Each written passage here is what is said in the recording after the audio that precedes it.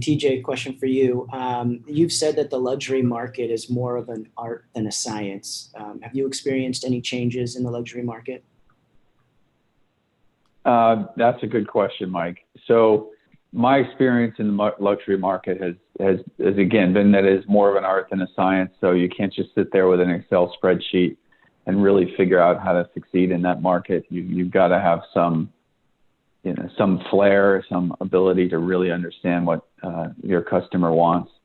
That being said, what we're seeing right now in our portfolio, which is focused primarily on the median part of the market, is that the median part of the market, if you've got, average or better than average product and your price point is around the median or maybe slightly less than the median, this stuff is flying off the shelves and the market has never been stronger, and it's absolutely incredible.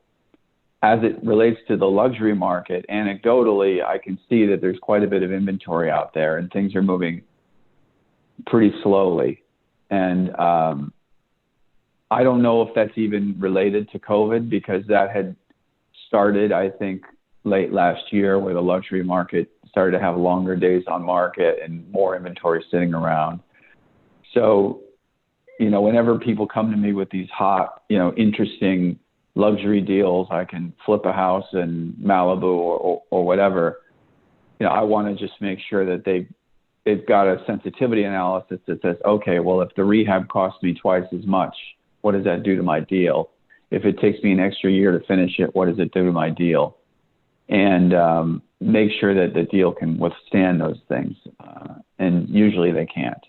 The only final thing I'll say on that is we can definitely say that our borrowers have experienced a very distinct slowdown on being able to work with the municipalities in terms of permits and inspections. So things that used to be changes that might just be an over-the-counter change that would take an hour to do now could take weeks and weeks and weeks, because different municipalities have got different processes. But often, if you have to submit paper plans, they want to quarantine the paper plans for 3 days, and then they send it to somebody else's desk and it quarantines for 3 days. And so a process where there's multiple people have to touch it could take many weeks. Now, if you think of all the little changes that you might have done over the counter when you're doing a rehab, and then you add all those things together, it can really delay your project. And that really matters in a luxury project.